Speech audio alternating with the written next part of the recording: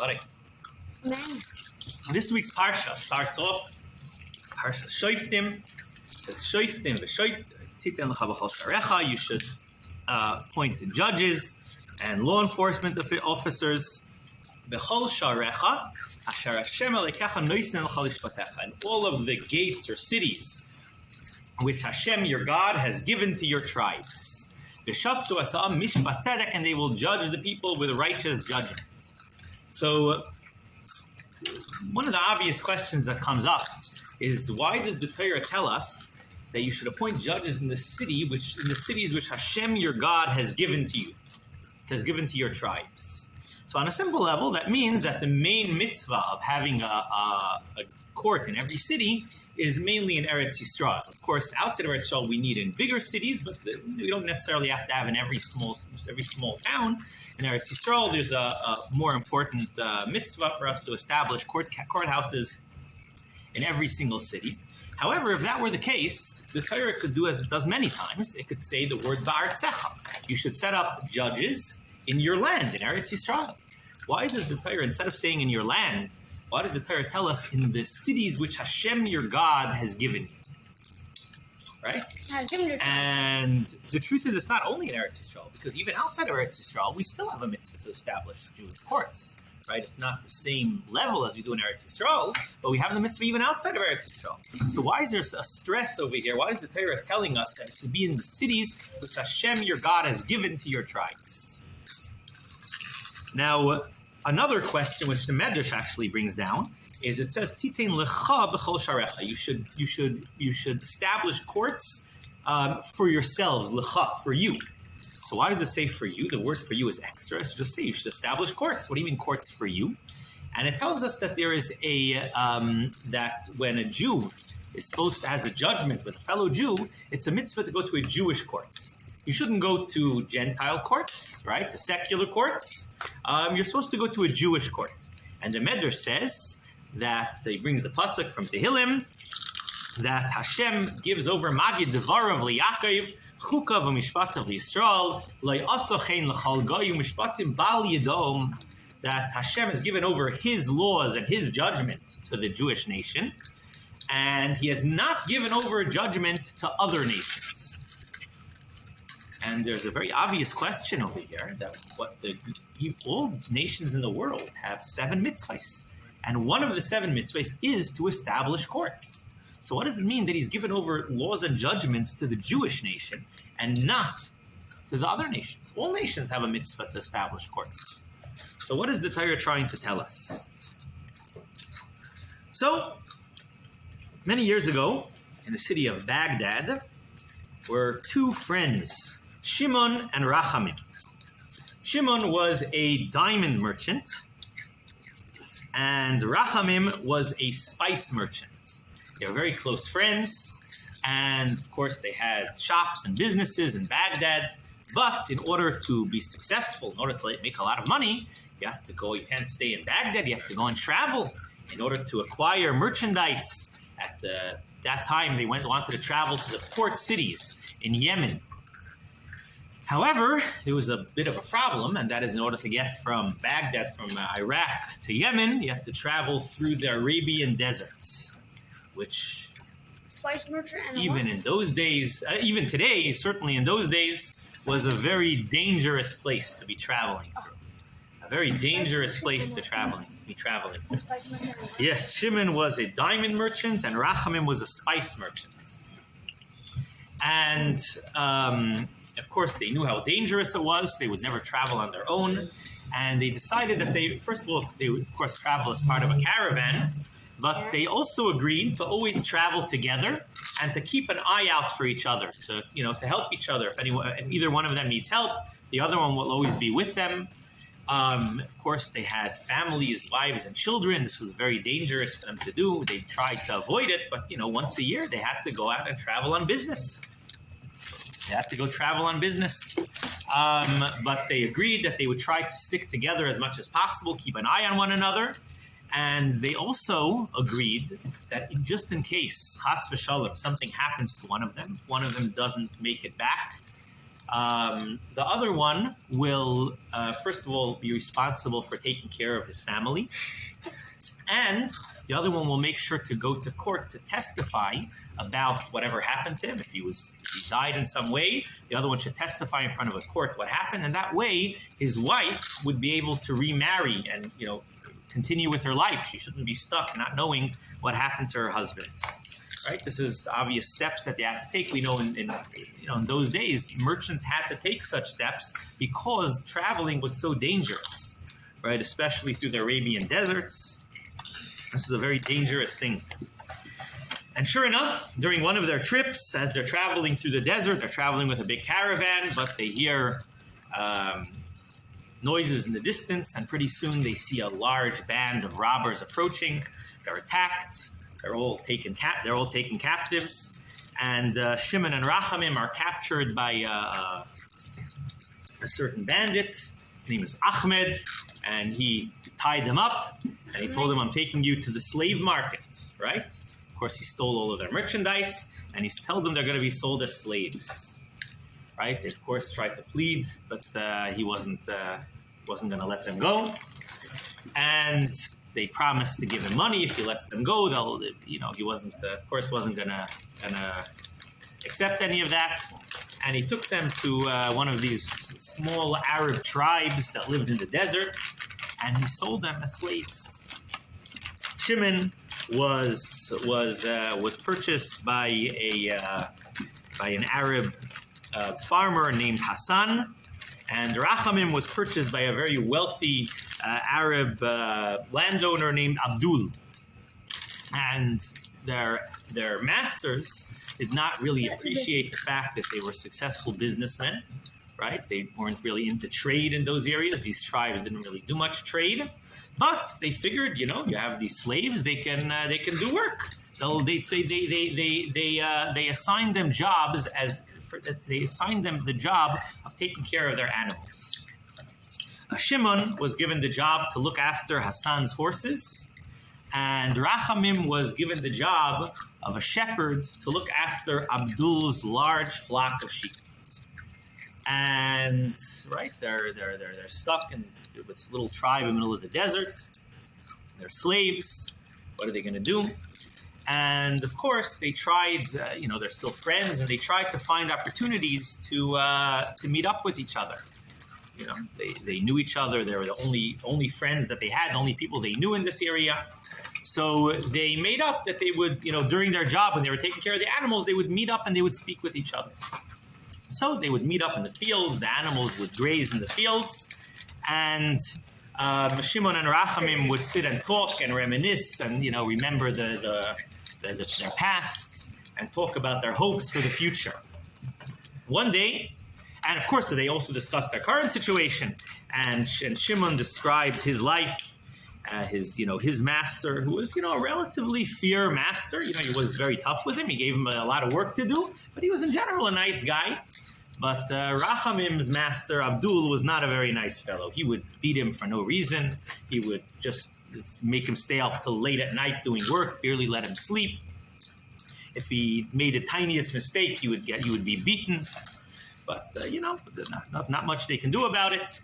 And one day, they're sitting in the field talking together, when suddenly they hear noise in the distance, and they look up and they see two hyenas had just attacked the flock of sheep, Rachamim's sheep, and they dragged off a lamb, killed it, and ate it. And Rachamim's face turns white. He's like, my master's... He finds out that one of the sheep is missing. Who knows what he's going to do to me? He starts to cry. Shimon tries to comfort him. Shimon tells him, maybe he won't notice. There are, hundreds and hundreds of sheep. Maybe, no, he's going to notice right away. They count the sheep every morning and every afternoon. He's going to be in big trouble. Anyways, the next day, Shimon comes out to the field and Rachamim is not there. 2 days go by, still not there. Finally, the third day, Rachamim comes back and his whole body's covered with bruises, bleeding in many different spots. And he tells him, my master, as soon as he noticed the sheep was gone, he gave me such a beating. I wasn't able to walk for the last 3 days. And he told me that if it ever happens again, that's it. My life is over, he told me. So Shimon says, okay, we got to be very careful. I'm going to help watch. I'm going to, from now on, I'm going to help you keep an eye on the sheep. And that's what they do. In a few months, another couple of months go by. And 2 months later, they're sitting in the field again. And again, there's a commotion in the distance. And a large wolf attacks the flock, runs off with one of the sheep. And now Rachamim is shaking. He says, who knows what my master is going to do to me now? And Shimon tries to encourage him. He tells him, you have to trust in Hashem. Everything's going to be okay. And he says, no, I know. My master already told me what's going to happen. It's finished. It's over. Please, he says, we had a deal with you. We had a deal. We made a promise to each other that if anything happens to me, I want you, first of all, to take responsibility, take care of my family if you have a chance to ever get home. And also, I would like you to come and, if you get an opportunity, to come where I live and verify that if I was killed, that I was killed, and that way you can go back and testify so that my wife will be able to remarry. Okay? The next day, Rachmim doesn't show up, and Shimon knows, something happened to him. So that night, he asks his master, Hassan, for permission to go visit his friends. And, his master says, sure, no problem, whatever. So he goes to visit Rachamim, and he comes to, wherever Rachamim was, where Rachamim would stay in a little hut next to where the animals were. And he comes in and he sees Rachamim laying there. His whole body's covered in bruises. His hands and legs are tied.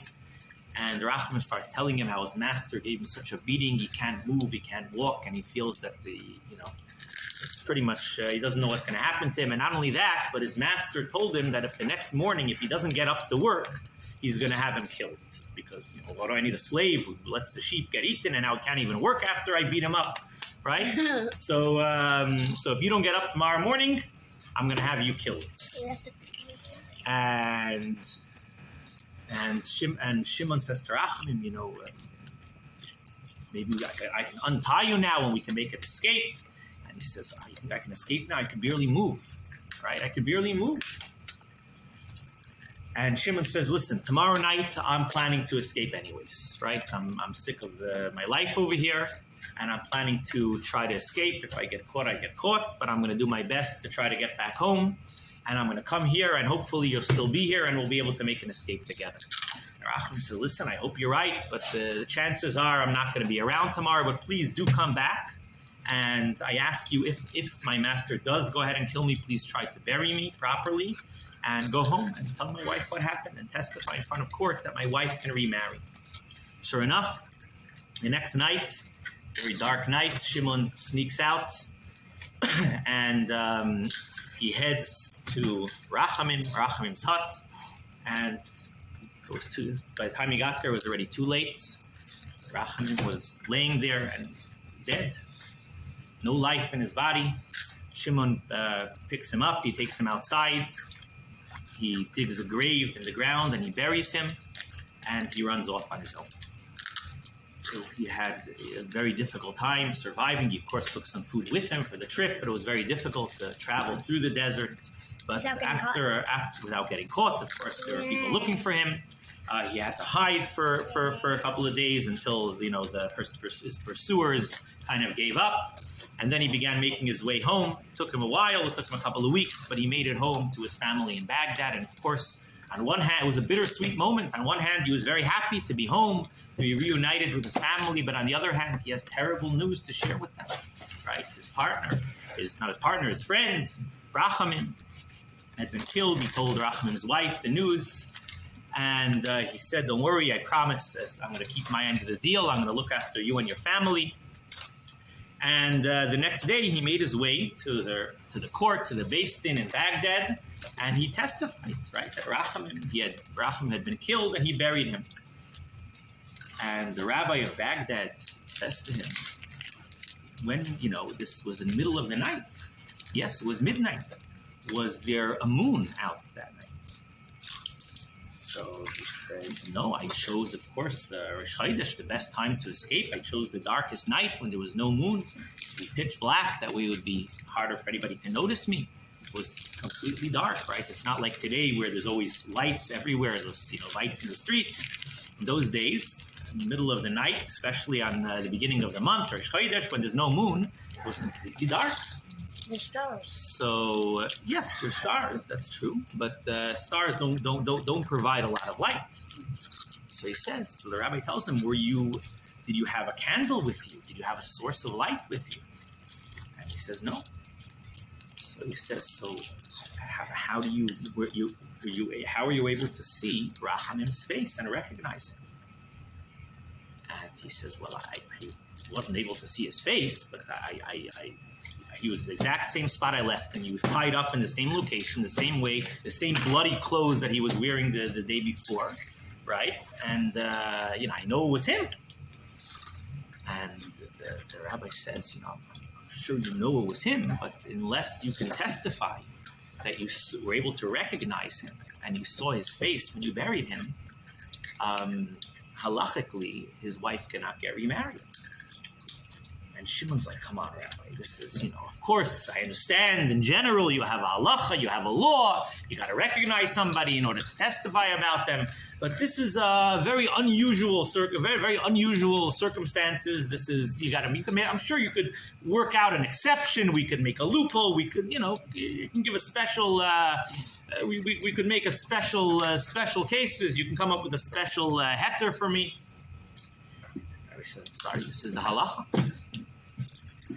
And you can imagine now for Rachamim, his wife, in addition to losing her husband, she's now stuck alone, unable to get remarried. She's an aguna, an eternal widow.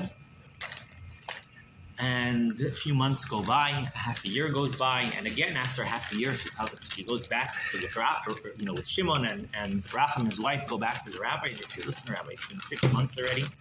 Rachamim has not come back, and I know that I buried him with my own hands. Maybe you could make an exception."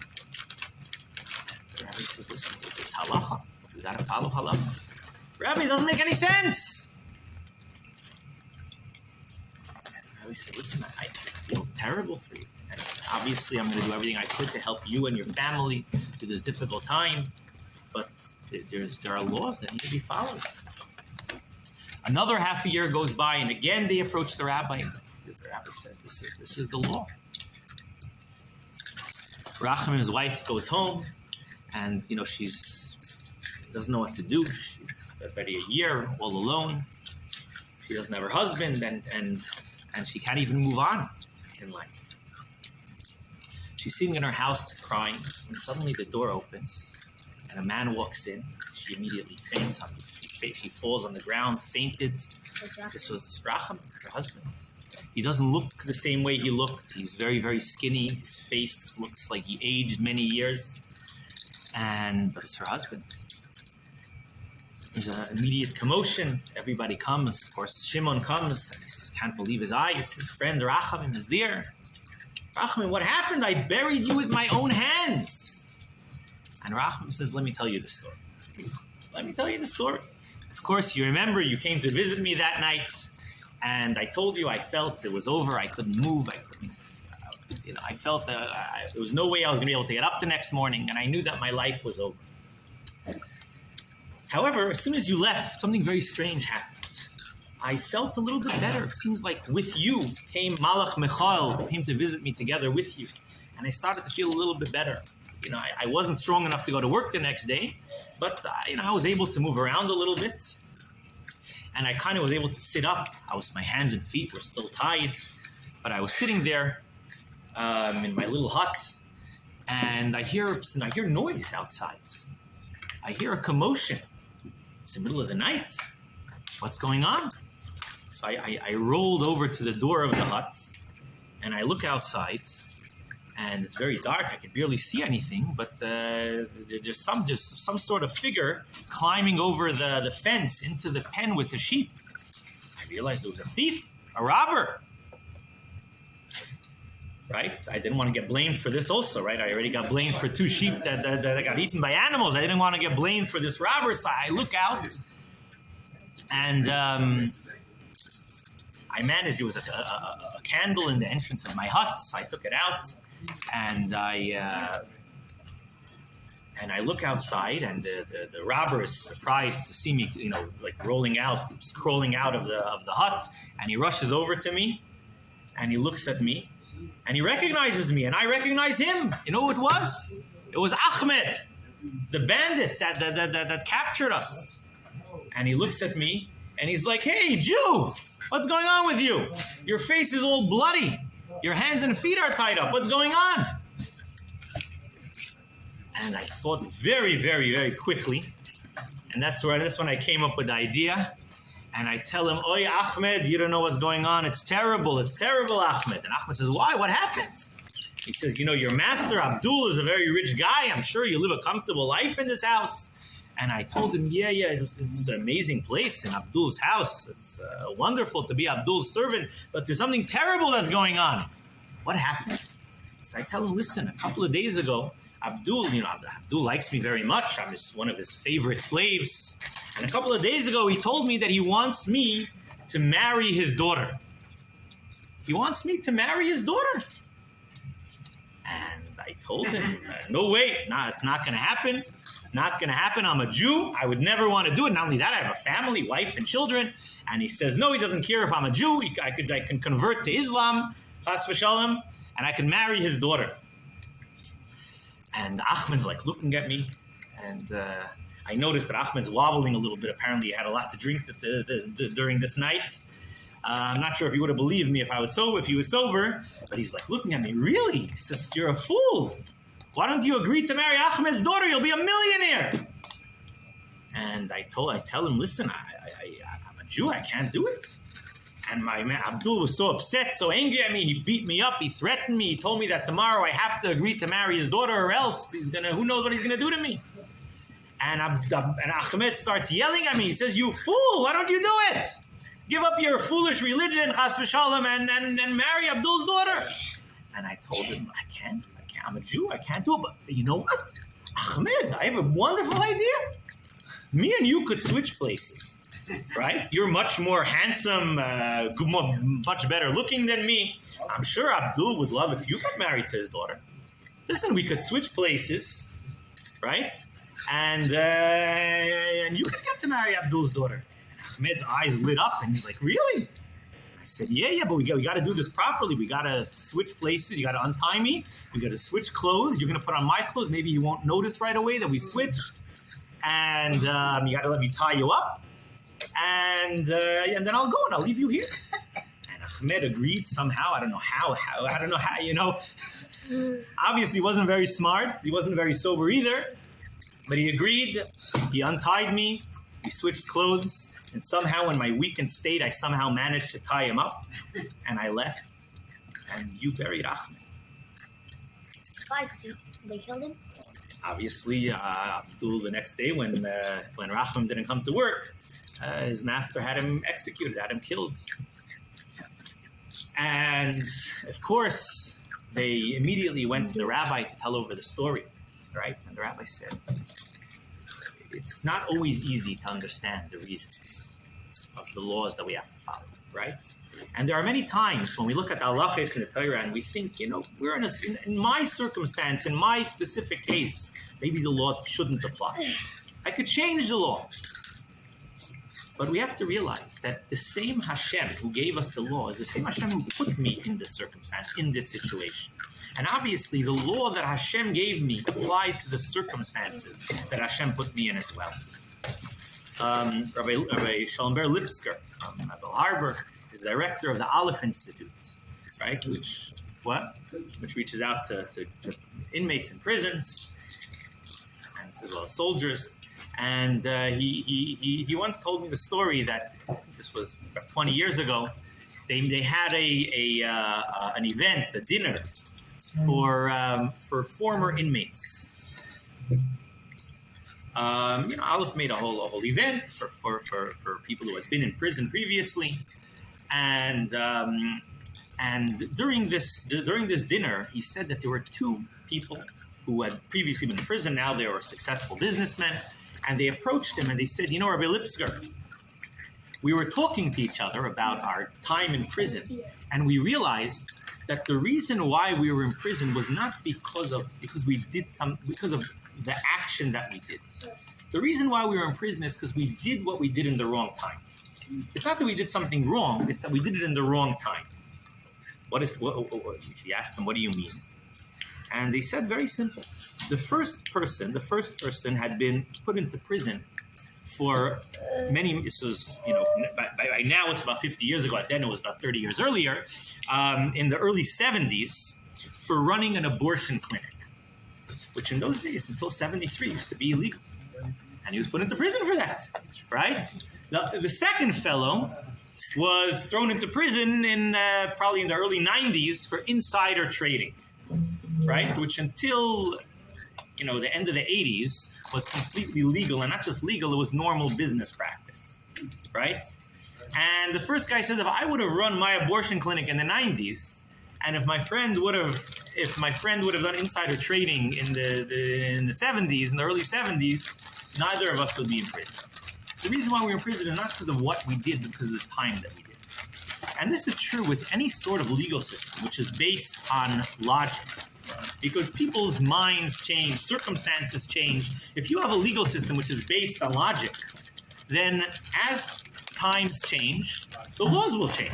Our logic will change. Our circumstances will change. We'll come up with different reasons to change the laws. Right now, currently, there are tens of thousands of people in the United States who are sitting in prison for trafficking marijuana. Right? Now, about almost half the states, right? I think maybe more than half the states by now. I don't know. Last time I checked, it was a while ago. But close to half the states already legalized marijuana, right? And it's not going to be long before probably most of the states, or maybe all the states, legalize marijuana, right? But there are people still sitting in prison because they did it at the wrong time, at a time when it was still illegal, right? And this is really a flaw, a problem with any legal system. A legal system which is based on logic is going to have a problem. As times change, the legal system is going to change, right? However, Torah, the laws of Torah do not change, because the laws of Torah are not based on logic. The laws of Torah are given to us by Hashem. Of course, the laws make sense. If you read the laws of Torah, they're very logical, brilliant logic behind them. You can sit and discuss and debate the logic like our sages in the Gemara did, back and forth, discussing the legal reasons behind the laws. But the reason why we do them is not because they make sense. Yes, it's nice that they make sense and we can understand them. But the reason we follow these laws is not because they make sense. It's because Hashem gave us these laws. And therefore, even if we find ourselves in a circumstance where we think that, maybe today we should change some of the laws in the Torah. So obviously that cannot be the case, because Hashem is the one who gave us these laws. Rabbi Yecheskel Landau, the famous author of the Noida B'Yehuda, was made rabbi in Prague in the year 1754. Now this is a very prominent position. Prague was one of the most important cities in Europe in those days. And becoming a rabbi, there were a lot of people who questioned his appointment as rabbi. Rabbi Yecheskel Landau, the Noida B'Yehuda. There were a lot of people who questioned whether he was indeed worthy. There were great Torah scholars in the city who may have felt that they had some better candidate. They knew a better candidate to become rabbi of the city. So immediately after he becomes rabbi, one of the first day or so, within the first few days, when he sat down in judgment in the court of Prague to judge cases and to rule on halachic matters. So many of the scholars in the city, the Torah scholars in the city, came to listen to hear his rulings, his laws, and of course they were ready to challenge him. Right? They were ready to challenge him if there's anything they disagreed with. And he's sitting there, he's giving one ruling after another, and different rabbis are speaking up. No, I disagree with you about this. And he argued back, and he was able to justify all of his rulings until one man comes in with a particularly complex case. I think it would involve kashrus of an animal. He gives a whole scenario, a very complex scenario, and Rabbi Yecheskel thinks it over, looks through the books, and he issues a ruling. Right? I don't know what it was. Maybe he says the animal is kosher. Immediately, 3 rabbis jump up, you're wrong. It's not kosher. Right? And they have the books ready. They pull out their books. It's not kosher. Here it is. We have proof. Right? We have proof. According to these authorities, according to these rabbis, according to these commentaries. And they bring it out. And Rabbi Cheskel looks at it. First, he goes back and forth. And he realizes they're right. So he turns to the man who came in with the question. And he says, listen, tell me the truth. This whole story that you told me, did it really happen? I don't believe it happened. And the guy says, you're right, it didn't happen. The rabbis put me up to it. They came up with this scenario, and they told me to come and ask you this question. So he says, okay, it's not a big deal if I make a mistake. What do you mean? You're the rabbi? And he says, of course I'm a rabbi, but I'm a human being, right? And there's no, as wise and as brilliant as the human mind can be, it's human, and it's fallible. It'll make a mistake. It'll make many mistakes. So how could you rely on the rulings of a rabbi? You go to a rabbi. The rabbi tells you it's kosher. How could you eat the meat? Maybe the rabbi's wrong. How could you rely on the ruling of a rabbi?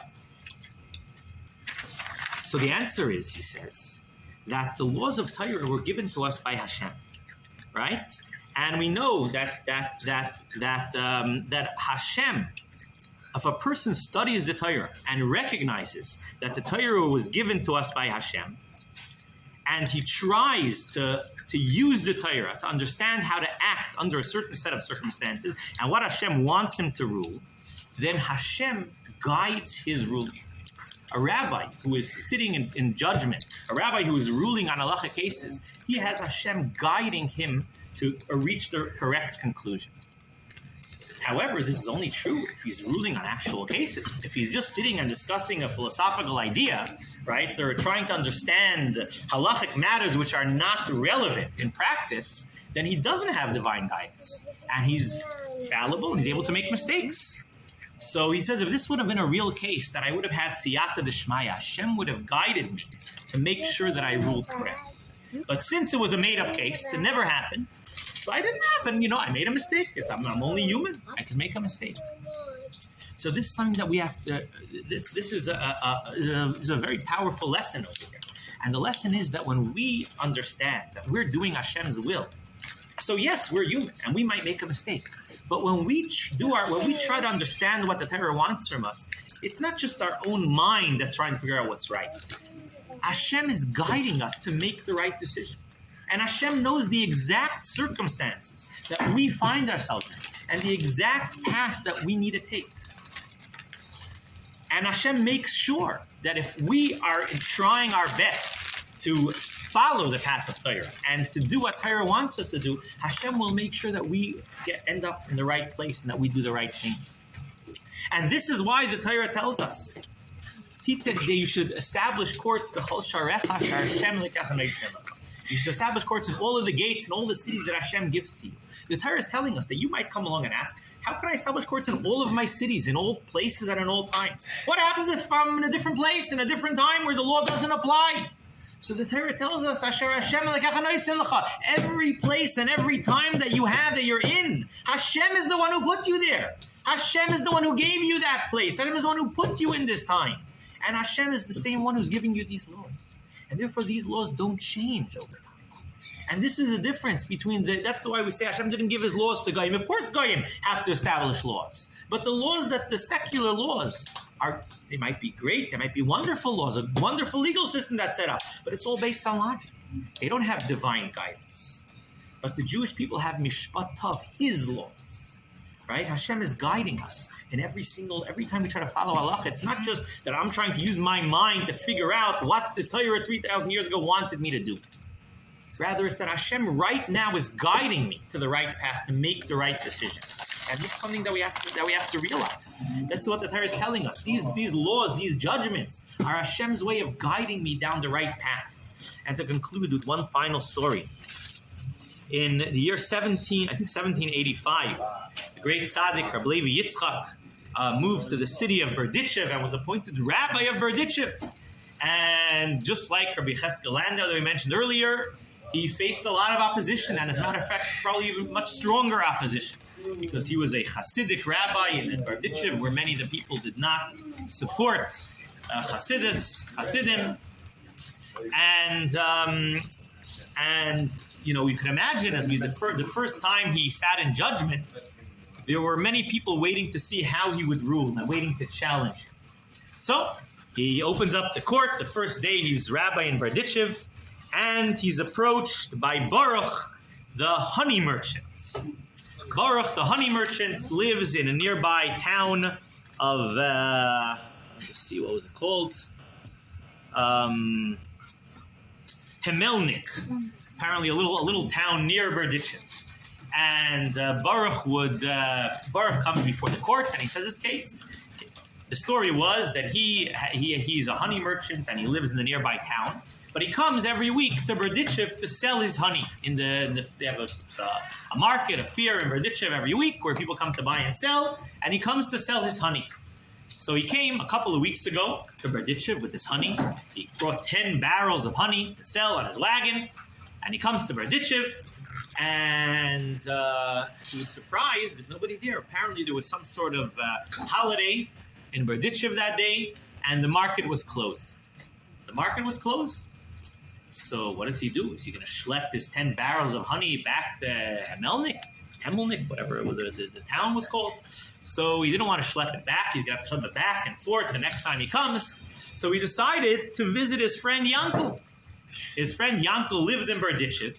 So he went to his friend Yankel and he said, listen, I brought 10 barrels of honey here. I can't sell it now because the market is closed. Maybe you can watch my honey for for another couple of weeks. I'll come back in 2 weeks hopefully the market will be open by then, and at that time I'll be able to sell my honey. Sure. Yankel says, no problem. He brings it down into the basement. He puts it in Yankel's cellar, and he goes back to his town. He comes back 2 weeks later, and Yankel had passed away. Yankel had passed away during those 2 weeks. Of course, he was very upset. He knew Yankel very well. They were friends. He came to comfort Yankel's family. He waited till after the Shiva, till after the days of mourning. And then he approached Yankel's children. And he says, listen, I have 10 barrels of honey in your cellar. I gave to your father. And Yankel's children said, do you have any proof? And he said, no, we're friends. We trusted each other. But, I'm sure you trust me. Your father trusted me. I trusted him. And they say, okay, sure, but let's go, let's go to, we have a new rabbi in town, Rabbi Levi Yitzchak. Let's go ask him what we should do. So they go to Rabbi Levi Yitzchak. And this is the first case, Rabbi Levi Yitzchak's first case in the town of Berdichev. And the whole town is gathered around to hear what the new rabbi has to say. And Rabbi Levi Yitzchak is in a difficult situation. He does not know what to do. So on one hand, the law is very, very clear, right? You cannot take money from orphans without proof, without evidence. No matter how trustworthy you are, if there are no witnesses and no contract, you cannot take anything from orphans. It's very, very clear. However, how is it going to look? Everybody knows that Baruch and Yankel were good friends. Even Yankel's children know he's trustworthy, right? And the new rabbi is going to come and say, you can't trust Baruch. How is the town going to react? It sounds crazy. So he doesn't know what to do. So he says, listen, this is a very difficult case, he says. I need a couple of days to think about it. Come back to me in 2 days, or 3 days maybe. 3 days. The next 3 days, I believe Yitzchak locks himself in his room and he davens to Hashem. He says, Hashem, I know what the halacha is. I know what the law is. But if I come out and say that Baruch, you can't give the honey to... But furthermore, Yankel didn't deal with honey. Yankel wasn't a honey merchant. It's pretty obvious that these honey barrels aren't his. Right? If I come out and I say that we can't... Baruch has no evidence, you shouldn't give him the honey, everyone's going to be laughing. How's it going to look? There's already tremendous opposition against me. The fact that I'm a Hasidic Rav in the city of Berdichev, there's already enough opposition. With this on top of it, who knows what's going to happen? So Hashem, please make it clear. I know what the law is, but help me clarify the law to the people of the city. 3 days go by, everybody gathers back in the courtroom, and Rabbi Yitzchak doesn't know what he's going to do. He's davening to Hashem. And Baruch walks into the courtroom with a big smile on his face. and he says, Rabbi, before you issue the verdict, I need to say something. Okay, sure, go ahead.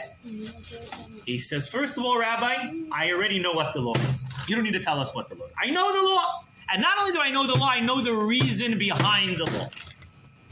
Because just yesterday, I remembered a story that happened 50 years ago. 50 years ago. Let me tell you what happened 50 years ago. 50 years ago, I was a little boy.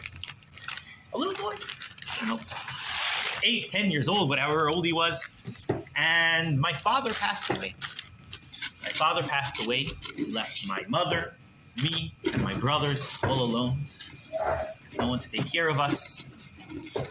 I was a young boy. I didn't know anything about business, about earning a living. My mother had no idea how she was going to support the family, and none of us knew what to do. So we went into my father's store. Maybe he has some money there. We can, close the, just figure out, go through his account books. And when I walk into the store, we couldn't believe our eyes. Right in the back of the store are 10 barrels of wine. 10 big barrels of wine. Now, our father never sold wine. And this is amazing. 10 barrels of wine would be enough, first of all, to support the family for quite a while, maybe even enough money for us to invest in the business, maybe to get things going again so that we can continue running his store. And we're very excited. We didn't know how did this wine come in. Anyways, a couple of days later, Yankel's father, my friend Yankel's father, who passed away many, many years ago, came to our house and he said, the 10 barrels of wine are my barrels. And we were devastated, right? Finally, we had hope. We had 10 barrels of wine to support the family. And now this guy's going to come and take it away? We said, we don't know if we could trust you. And we went to court, and guess what? The court ruled that there was no evidence and that we get to keep the wine. And Baruch Hashem, that wine supported my mother, me, our family, and not only that, we were able to sell some of the wine and start up the store. And Baruch Hashem, after it took some time, but we were able to successfully continue running our father's business. And we knew that the wine wasn't ours. And we knew that Hashem had given us this gift of wine. And just yesterday, I finally realized that Hashem was finally taking back those barrels of wine, those barrels of honey. Hashem was giving it back to Hashem. Hashem gave it to me at a time that I needed it, and Hashem was now giving it back to Yankel's children. Finally repay the money, the kindness that Hashem had done for me so many years ago, right? And of course, everybody in town understood. Right? They understood that, yes, sometimes the laws of the Torah don't seem to fit the circumstance, right? It doesn't seem like this specific scenario is covered by the laws of the Torah, right? Maybe in this case we should change the laws a little bit. We should make an exception. We should create a loophole. And Hashem is telling us, no. I'm the one who put you in this time and in this place, in this circumstance. And I'm the same one who gave you these laws. So we have to realize that in our own lives, whenever we're at a difficult circumstance, difficult situation, and we're looking for guidance, we're looking to know what to do, we have to know that when we look at halacha, it's not just following some legal, technical ruling that was given 3,000 years ago. It's Hashem who is guiding us right now and telling us what we should do, which direction we should follow in our own lives today. L'chaim, l'chaim, l'chaim. By the way,